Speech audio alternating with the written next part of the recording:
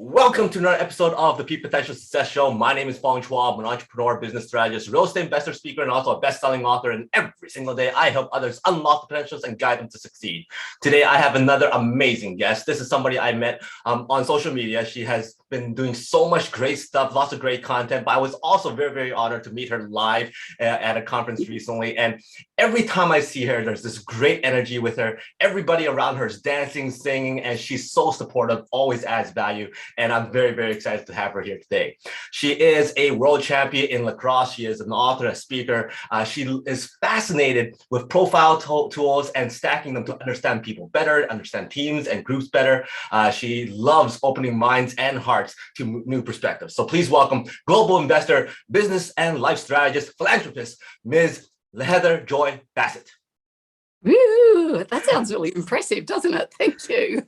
Well, you are a very, very impressive person. So I'm very, very excited. So thank you very much for being here. Thank you. So for people who don't really know what you do, I know you've done a lot of great things. What are you currently very passionate about right now?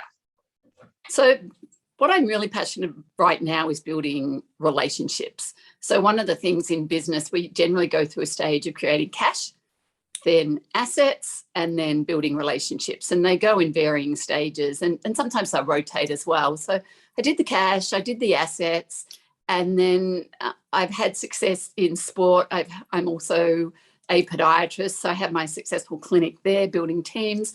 And then it's like, what is next? Because I'm 63, most of my peers are all retiring. And I'm like, okay, I'm just getting started. What is this next venture? And so the last couple of years, I've been building relationships around the world, doing investments around the world, and then learning new skills, learning new tools. So then I can work as a business and life strategist.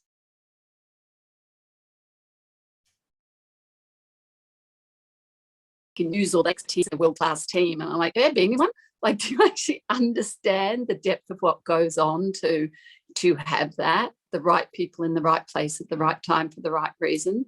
So at the moment, I'm partnering with people who want to understand their self and align their biology and psychology, which is the business and life strategy. So that is absolutely incredible. You mentioned that your age, and that is absolutely amazing, because lots of people, even younger than you, are like, oh, I'm too tired. I don't have the energy. But you have so much energy, and you're still growing, you're still learning, you're still doing so much stuff. And you have a lot of different expertise in so many different areas, in like creative, in business, in something very technical, and also in sports. So can you tell us kind of your path, like from one to the other, your mindset of transitioning from being a sports professional to something that's very, very technical, and then into business, and then build relationships? Yeah. Well, the path, one of my things is I'm not a great planner. I can see things as I want to be there, but the steps along the way, they unfold for me. Whereas other people's design, they plan every step. And so every bit of it I did. And then I looked, and for me, so I'm quite different in that way to a lot of people, to most people, how they're designed.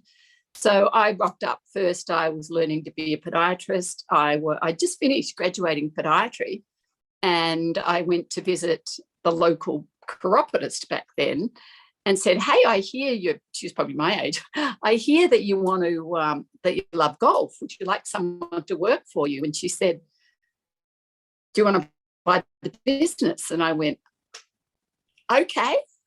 So that's how I got into business. I had no business plan. I went to one bank and I said, I want to borrow 3,000. That was like 300,000.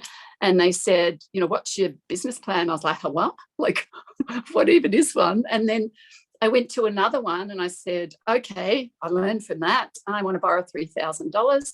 Well, the first one said they'd give it to me, but I'd had to tie up my parents' home and everything. And I was like, no way, Jose. So then I went to another one and I said, okay, I want $3,000. I want to use it for a chair. I'm going to do this. I'm going to do this. And this guy just said, you're going to make this work? And I was like, absolutely. And he just signed the dotted line. I bypassed all that other stuff. So yeah, that's how I got into business. And sport. I come from a country place, not a town, not a city, a tiny little place. And at our local high school, we had a school teacher, a random school teacher, who came with these sticks with a net on the end, these wooden sticks. And it was like, who wants to give this a go? And me. And yeah, I played nationally, state level I played over 20 years, and I played state level for a lot of them, and then represented Australia multiple times, and then won the World Series. And so I was doing that at the same time I was learning to be a podiatrist, which, as you say, is very, very, very, very technical. I gotta ask this question: for being a podiatrist, what is it about feet that you go, I wanna make a career out of this? Look, it's such a great question. And no, asked me that way, so thank you. I usually go, I'm like, when I look at myself, I'm like, yeah, I'm not looking down there. But you want to make that your career. Well, it's funny because for me, we hang out in the same circles where if it's about family. And my grandmother had sore feet, and she would go and see a chiropodist, who I understood later was not very good.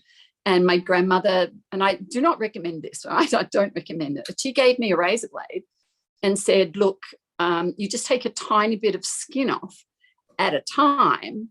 And so I play piano, so I pick strawberries. So I'm good with my hands. Touch is one of my natural abilities. And so I was doing that for her. And then she saw the ad in the newspaper. So one of the important things, I failed high school and I was playing lacrosse. I had no idea how to study the way schools taught me to study. So I'd failed high school, and then I'd gone and done year 13. And then my grandmother saw this snippet in the newspaper. So in this little country place, this tiny little snippet, and said podiatry. And she's like, you'd be really good at that. And I went, okay. I didn't have any other plans, so I applied for that. And fortunately, because it was the first year of podiatry, so we were trailblazers in this new podiatry. And so it wasn't part of the official normal ways you get in, because I would never have got in, having had to have some score of way up. So again, we got in on interview. And so that was pretty effortless for me.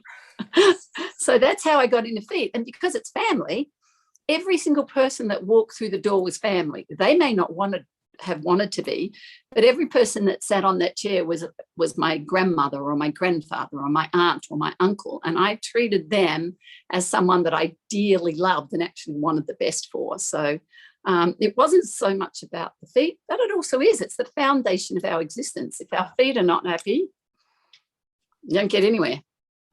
Cool. The foundation of our life. Very nice. So you play the piano as well. Wow, that's a lot of different parts of your brain that you're using.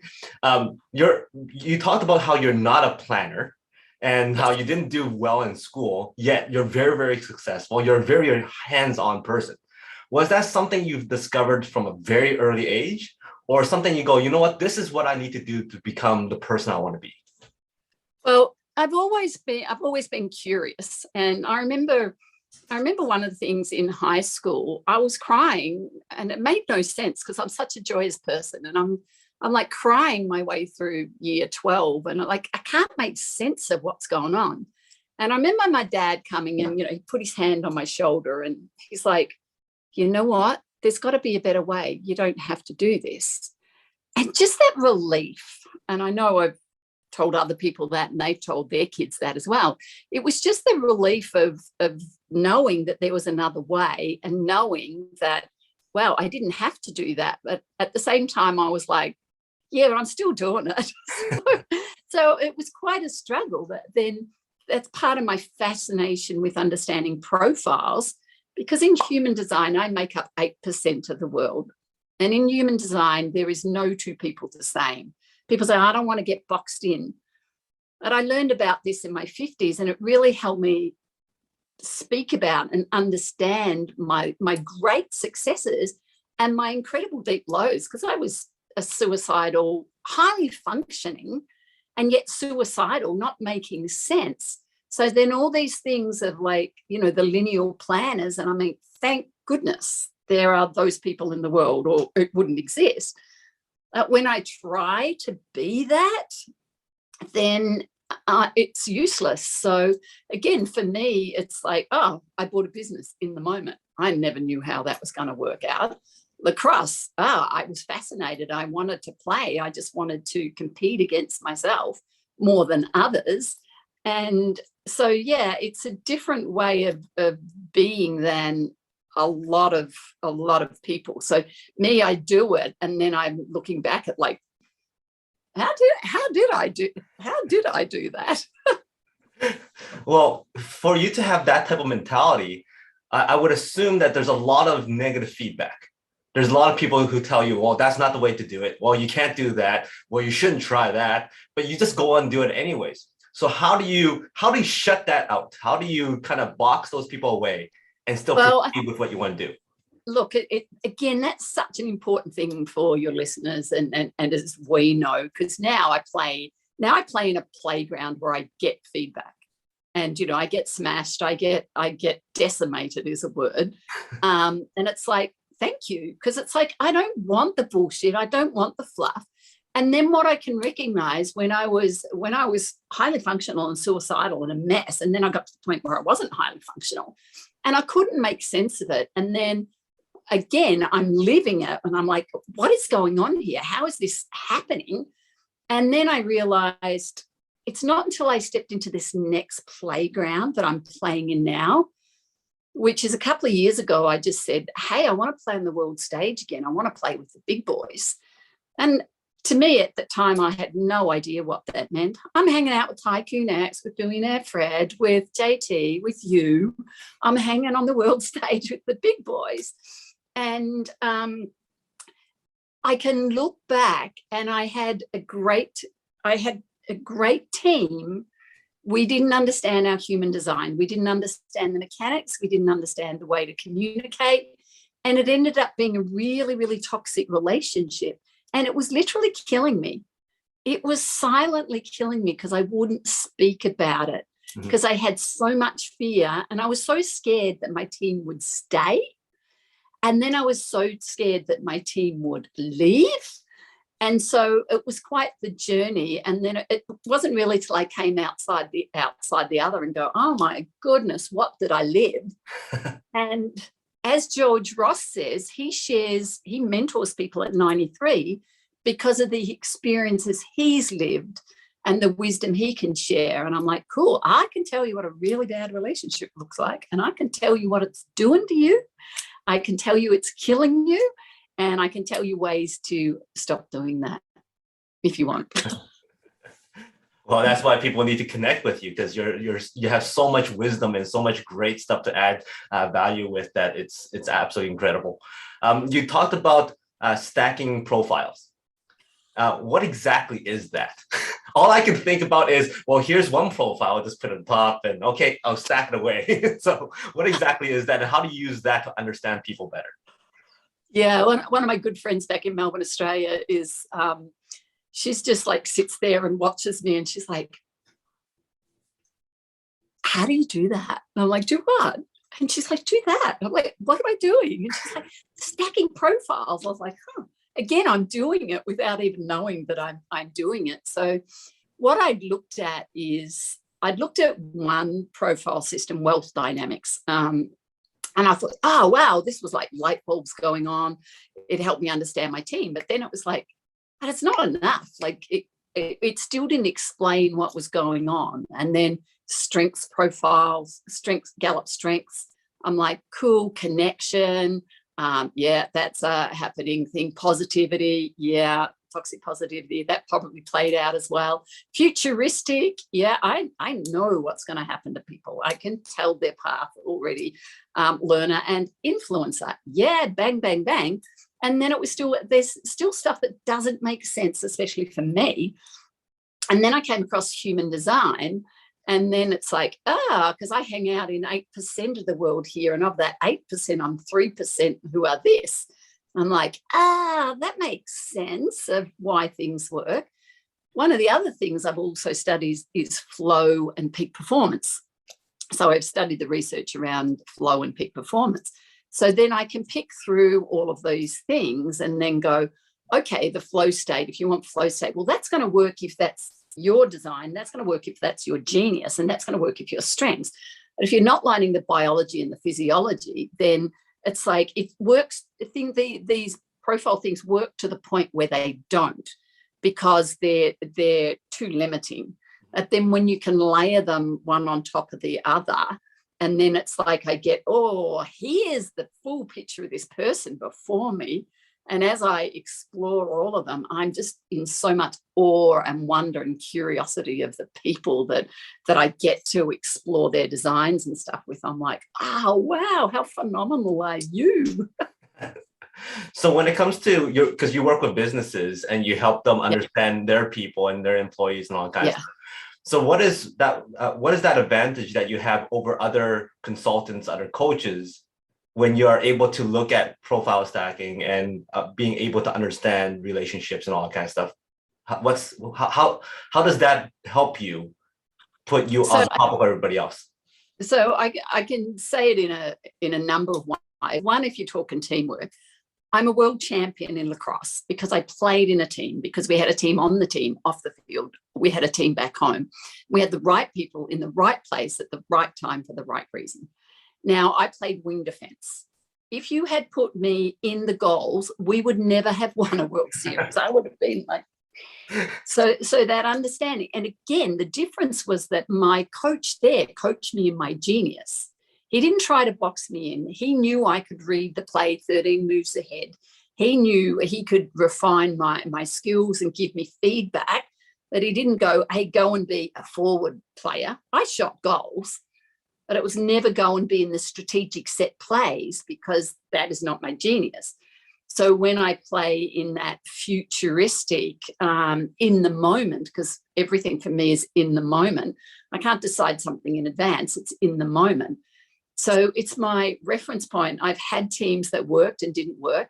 I've been in the world champion, so that is my reference point. I've done the details of being a podiatrist, doing one-on-one conversations with people. And so I'm designed to partner with the top 1% of the world. And the reason for that is they want the feedback. Mm-hmm. So a lot of people who employees, and a lot of people are designed to work for someone else, and that's frustrating for me at times, because people are saying, I'll go and be an entrepreneur, and I'm like, no, you are designed to work 9 to 5 and do that job, and then you are someone who's designed to nurture your family and things like that. So, and that those people need reassurance, and the research in the Flow Research Collective would tell that difference. And again, that was a bit mind-blowing for me. It's like, there's a new perspective. And so then pretty much the only people that I can work with are people who want direct feedback, because I'm not going to say this is a good idea. And someone was saying, I want you to create this app with me. What are you going to be your motivational things? And I'm like, well, one of them would be, what the F are you doing? Because, if someone's designed to do this, it's their genius, it's their playground, it's their lane, and they're hanging out 1 degree off, life's not going to work. And I live that, so I know that. And it's like, well, this is what you're designed to do. Yeah, but I want to do this. This is what you're designed to do. Yeah, but I want to do this. Well, how's that working out for you over there? It's not, is it? And it's like, no, it's not. Well, how about you come over here? So again, as an elite athlete, as a podiatrist, I got instant feedback. You're using that scalpel, you get instant feedback. And then what I realized in my own business, none of my people, none of my employees, none of my team were open to giving feedback, because we don't create the psychological safety in there. Mm-hmm. And when I created that safety, and then one of them was brave enough and courageous enough to stand before me and say, it's not what you think it is. Like, it was a spear through the heart, but it was the biggest gift, because I'm like, thank you. Tell me, how do we do this? What is it? What is it that I need to do? How do I help you? Because again, they're designed differently. Mm-hmm.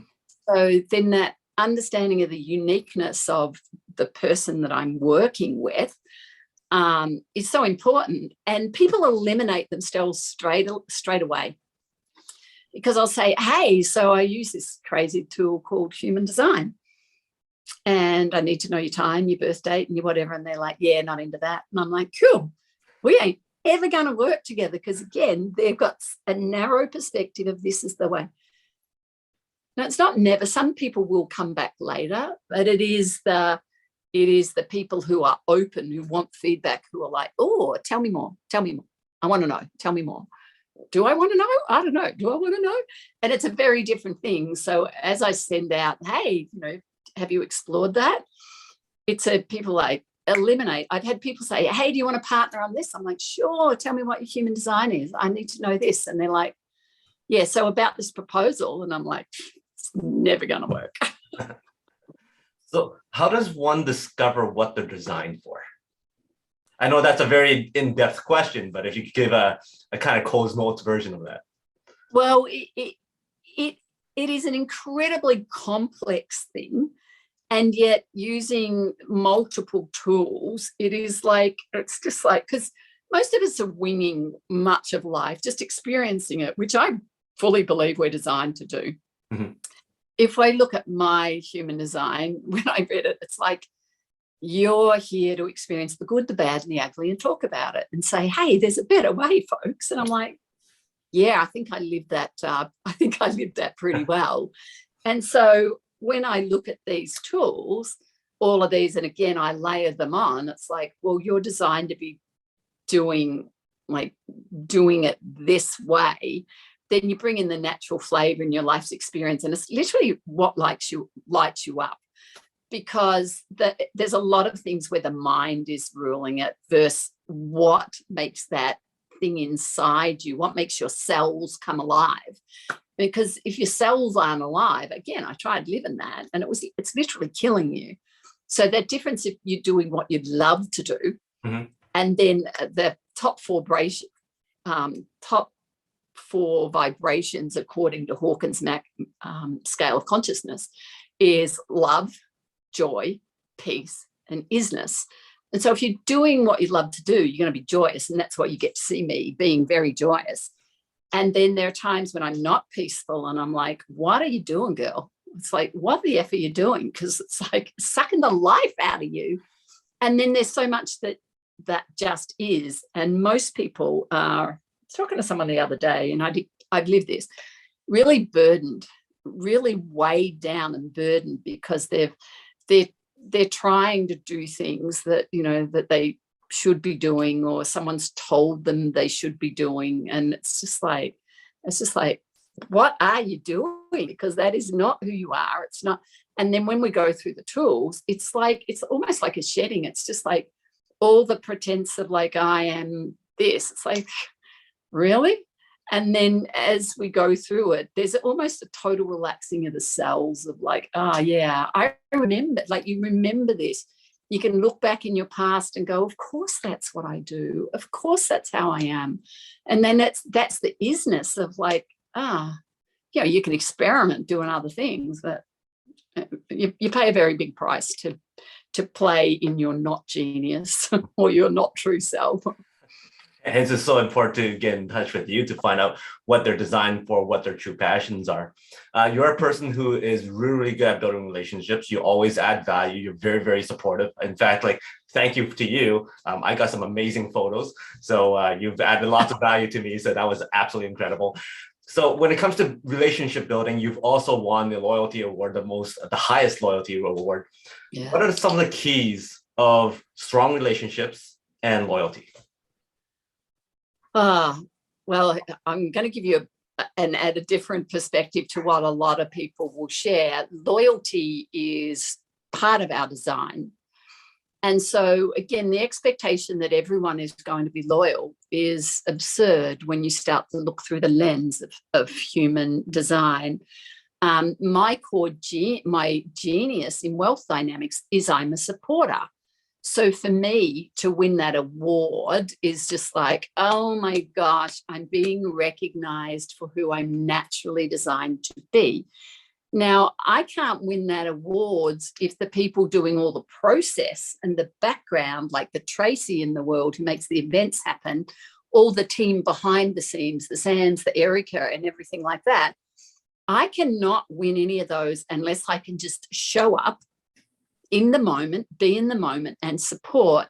And I think that's the difference is that I'm naturally designed to build relationships. One of our coaches is naturally designed because it's his wing. So the thing is, it's not necessarily that everyone is here to go hone in on and build relationships. Yes, it's important for all of us to have good relationships. But it's my focus because it's my genius. It's my focus because I'm designed to initiate and I'm designed to inform.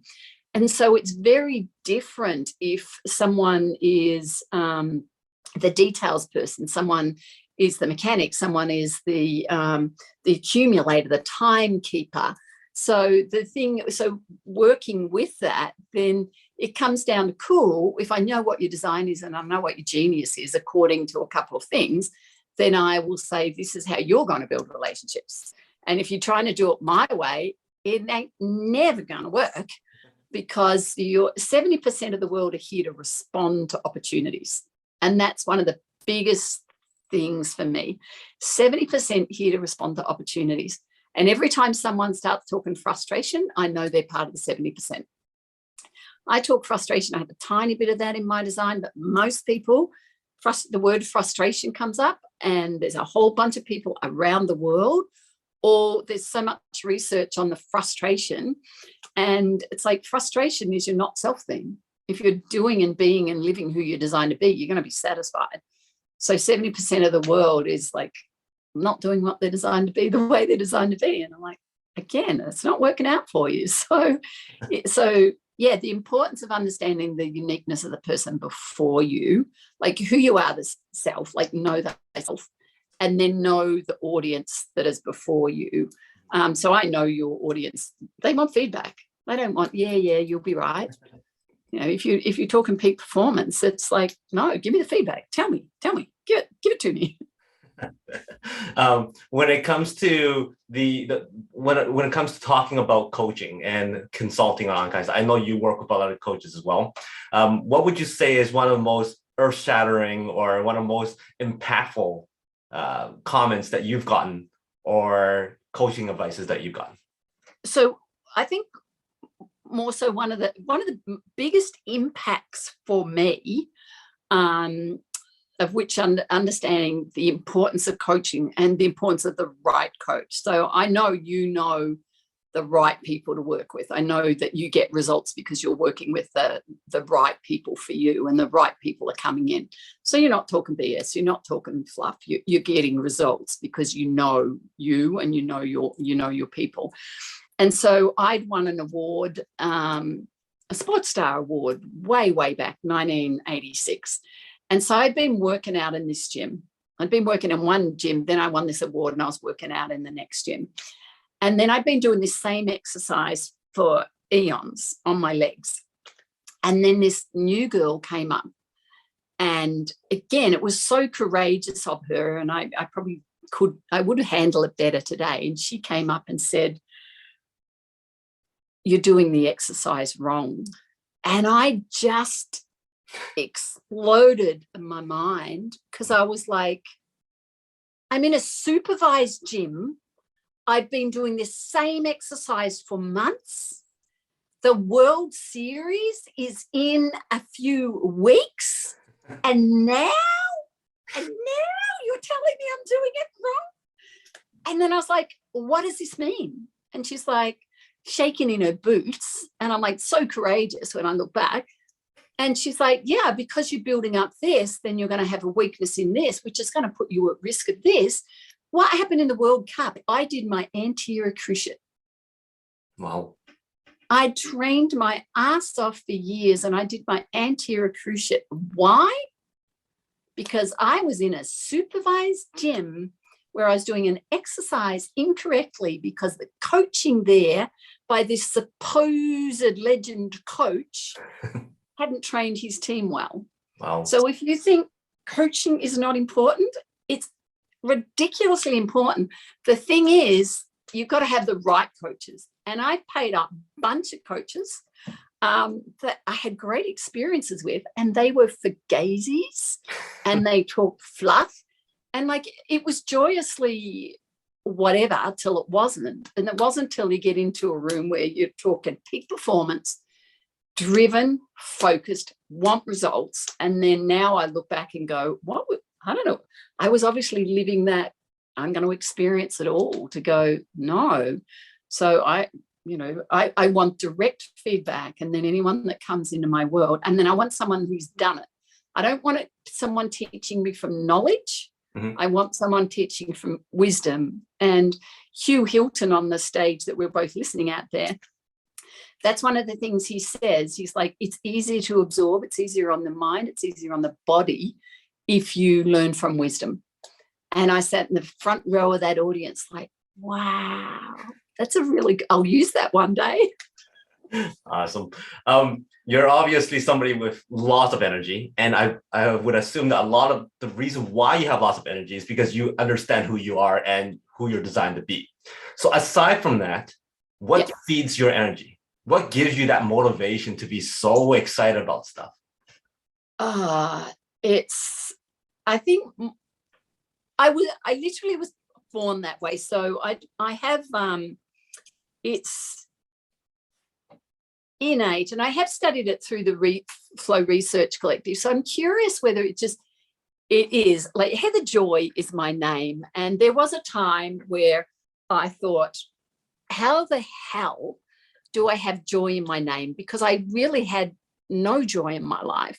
I was so disconnected from who I was because I was around these people who were just telling me everything about who I was wrong, and that it was just like inundated with all this, that I was wrong, and that and again, like having all this toxicity around me, and it's just I just became, it felt like incredibly broken.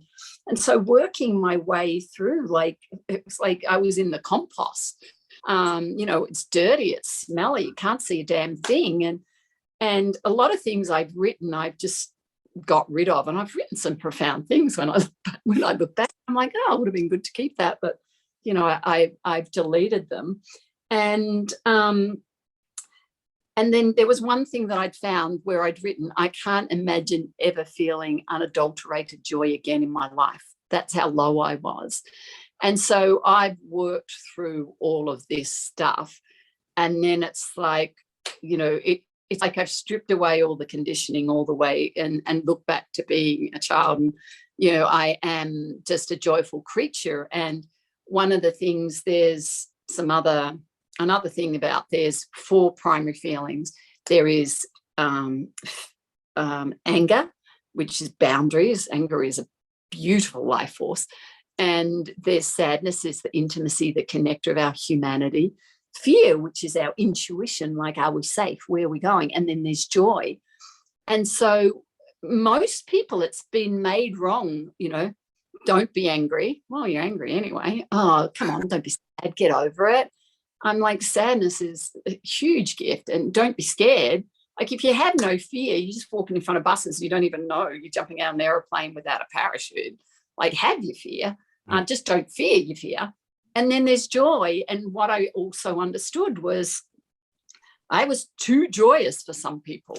And so it's just like I shoved that joy down because it's like, oh, it can't be too, it's like, you see a little joyous kid and the parents are like, don't be too much. So at Mega, I get to dance around because like 500 people in the room, they're all doing their own thing. So I just get to joyously do my own thing.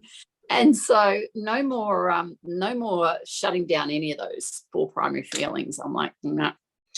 If I'm sad, I'm sad. If I'm angry, I'm angry. If I'm scared, I'm scared. And if I'm joyous, I'm joyous. So, wow. That's a complete interesting take. I've never heard that before, and I have to take that in mind and keep that up there so I can remember it. When it comes to interesting facts, I know you're a person who's experienced so many different things. Can you give us something that most people don't know about when it comes to lacrosse?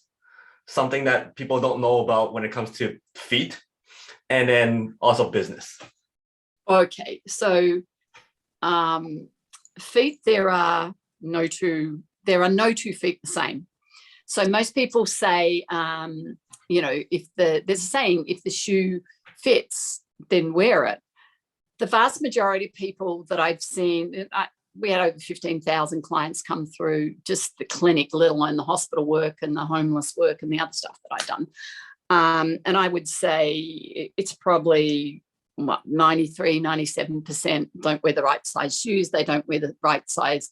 They don't wear the right shoe for the right occasion. They don't wear the right size shoe because they're relying on the shop assistant. So they don't know their own feet, like which is your longest toe, which is your widest foot, which is your longest foot. So that's one of the things is again, as part of know thyself, because then you can fit the right shoe. And in business, it's the same thing. It is what sort of business are you naturally designed to run? Mm-hmm. And so a lot of people are running it the way someone else did it or stepping in the way someone else did it. And I was listening to a coach the other day who's brilliant, and I'm going, great. If you get 70% of the world are designed at the starting point to do this, and he's saying, go and do this. And I was just like, okay, it's an experiment. It's going to be fun, but it's not going to work. So again, how are you lined up to do that? And one of the things about lacrosse that I absolutely adore when I look back was when we started, the goals were 100 yards apart. And then we had no boundaries. So we literally would be running behind the spectators. So the spectators would be like watching you, and you had to chase the ball because there was no boundary. So if the ball kept going, and we literally played lacrosse around the trees like they did in Canada because that's where the sport came from. Where there are times we went down the hill and the spectators and the rest of the team wouldn't even be able to see you because you're down the hill. So that was such crazy times. They have boundaries now. It becomes smaller. Very, very interesting. Two more questions for you formally. When it came to all this lockdown, the COVID and pandemic and all that kind of stuff, what was one thing that you did that allowed you to navigate around all that stuff and still become successful and do what you do? Yeah, so Melbourne was the most locked down city in the world, and it really was intense. You know, my parents, who had lived with me up until just before COVID, were suddenly locked in. I couldn't see them. I couldn't visit my grandkids, and so and shops were just shut. Like Melbourne locked down, like stage 4 restrictions, and they're probably going to go back into it. It was crazy. So for someone who's joyously interacting with people all the time, there was no physical contact, and touch is my thing. You know, I spent a life touching people, and so it was really tough. So my thing was, what I did was I did a lot of karmic laundry. I did a lot of self-work and exploring things and things that I uncovered about the situations that I'd co-created. It was extraordinary, because I'm like, oh, how could I not see that? You know, I had family members reflect back to me, and I was like, oh my gosh, of course I was in a relationship of good cop, bad cop for decades that I couldn't see, and then this whole lot of things came in. I'm like, of course that happened. Of course that was experience. And Tycoon X talks about, you know, not enough people contemplate.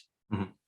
So rather than filling my time, again, I was building relationships, mentoring people around the world.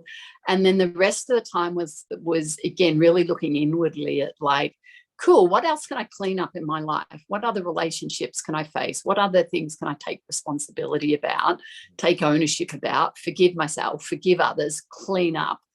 And so that was pretty much. And then again, I was supporting a whole bunch of people as I'm designed to do. So that's how I got through. And then I come to America, right? So we're in absolute lockdown in Melbourne. And then all of a sudden I'm at Atlanta at the Rolling Stones concert with something like 50,000 people. And I was just like, it was a bit mind blowing. It's like, this pandemic's not happening here. Yeah, there. What pandemic? And I've got my face guard on, I've got my plastic shield on. But I was also very strategic. I'm like, I've spent 2 years in lockdown in Melbourne, and I wore my mask, I wore my shield, because I'm like, I am not, it's like going to the World Series and doing my ACL. I'm like, I am not doing this work and then risking walking through an airport or risking being at a concert and catching anything. So I was like, people like, what are you doing? Someone's like, hey, where'd you leave your spaceship? Someone else is like, hey, really cool. And so I'm like, I don't give a shit what any of them think. Yeah. Because it's like, I'm going to be on that stage at Mega. I'm going to be sitting in that front row at Mega. Thank you, JT. I didn't know that till at the time. But 2 years before, I just like, I want to be there and I want to be in that front group. Had no idea how I was going to get there. But it happened. So again, I was willing to have the jabs. I'm willing to wear the mask. I'm willing to wear the face shield because I want to be on that stage at that time. So. Well, very, very grateful for you being there, because you made the whole experience a lot more better. Let's put you back on the world stage again, and you get to say and spread one message for the entire world to remember Heather by. What would that message be? Look in the mirror and see your perfection. Stop beating the crap out of yourself. Look with curiosity, awe, and wonder at the person that's sitting across the table for you, and know that they bring a uniqueness, a difference, a different perspective. That's what they're here to bring. And then just open your heart and mind. That's going to build a relationship. Awesome. Great words to live by. Thank you very much. Before I let you go, 5 quick questions. Give me the first thing that comes to mind. Number 1, you're stranded on a desert island. You get to eat one food for the rest of your life with no consequence. What would Papaya. that? Pardon? Papaya. Nice. Hollywood calls and goes, wow, Heather, you have an amazing life. We want to do a biopic on you. Who would you cast to play you in this movie? The woman who, I'm not good at building relationships, not names. There's a woman in the Doctor Strange movie, the time lady with the bald head. Yeah, the great one. Yeah. The chosen one. I don't remember her name though. Yeah, neither do I. We don't need to know about her. Okay, so she shows up at your door and goes, okay, I got casted. I need to get to know you a bit more. Let's spend some time. But wait, I'm hungry. So what's that special dish that you could provide for her or serve her? I would be checking in with her, not with what I'm going to feed her. It's like, what would you love? We're in Melbourne. We're in the pre-COVID, one of the greatest cities in the world. What is it that lights you up? Because I'm going to make it happen. You have an opportunity to travel back in time to your, let's say, preteen self, your childhood. Okay, yeah. You get to bring one item back from current day. What would that item be for you to give to her? My grandmother. Very, very touching. And my last question is, what is success like? But before you answer that, give me a number between 1 to 4. 3. 1, 2, 3. So how is success like a piano?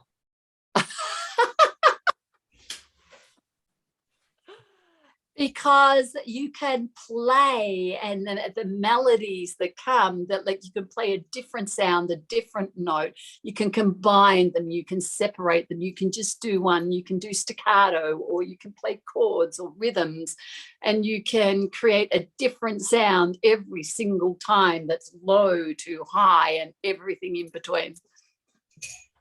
Very nicely done. So that is how success is like a piano. Well, first of all, thank you very much for your time, your stories, all the great value that you added here today. Is there anything else that you want to share? And then also, how do people get in touch with you? Great. The best way to get in touch with me is to send me a message on Facebook. It is, again, I keep things really, really simple. And then you would just get on Facebook, send me a message. It'll go to spam. I check it and then tell me why you want to connect there. And what was the other part of the question? Is there anything else that you would like to share? Last words. Yeah, so one of the biggest things that helped me shift things in my life and move forward, because to transition from having a very successful business that I didn't even need to be in, like it ran like a well-oiled machine, and yet I struggled to let go.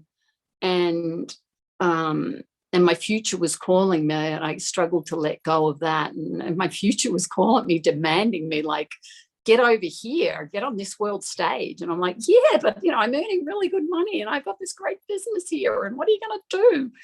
And the biggest thing for me selling my clinic and moving forward was sharing my gratitude. So I couldn't let go of that clinic, of my family of over 15,000 people, my team, until I'd shared my gratitude, and not from a superficial place, from a deep heart, soul place. And so again, with you, it is with deep gratitude. I say thank you for letting me share my story, my joy, and be here with you today. Well, thank you very much for that. Much appreciated. And I'm so happy that I actually connect with you live and also on social media. So once again, thank you very much. Everybody else, she is Heather. My name is Fong. Until next time, today is the day to unlock your peak potential. We'll see you later.